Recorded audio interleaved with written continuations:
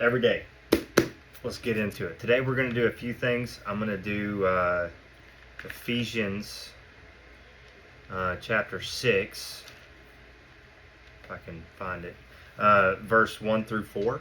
And then I'm going to jump over to Psalm 103 for one or two verses there as well. But anyway, children, obey your parents in the Lord, because this is right. Honor your father and mother, which is the first commandment with a promise, so that it may go well with you and that you may have a long life in the land.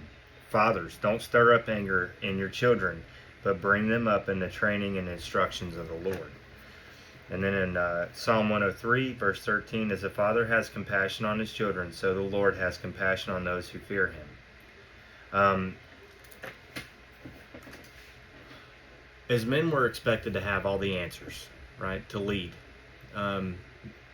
Maybe even if it's just ourselves putting that on ourselves to carry, like us putting it on ourselves to carry. But we don't have all the answers. God does. That's why we go to this. But also in that, God doesn't expect you to have all the answers, but knowing where to go is what he wants from you. Like, he wants you to want to come to him with these things. And as a father, I find myself praying all the time that God raises these kids the way he wants them to be raised, because ultimately they are for his kingdom.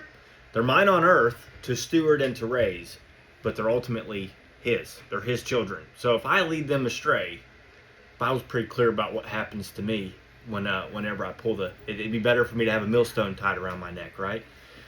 God doesn't want perfection. He wants you to be present. The goal is direction, not perfection. Men are to lead with wisdom, care, and love, to teach their sons and daughters the ways of what's in here. And if we don't lead by what's in here, then we're failing them everywhere else. Like, the rest of it is irrelevant. If we're not doing what we're supposed to be doing in this, then how can we expect our kids to come up the way that God wants them to be? And it's not always going to be, perfect. Like, your kids are going to do whatever they're going to do ultimately. You can do whatever you can to raise them. But just another thought. So if you pray, don't worry. But if you're going to worry, don't pray. Don't bother praying. The whole point of prayer is to not worry anymore. And God's pretty clear in here about do not be afraid.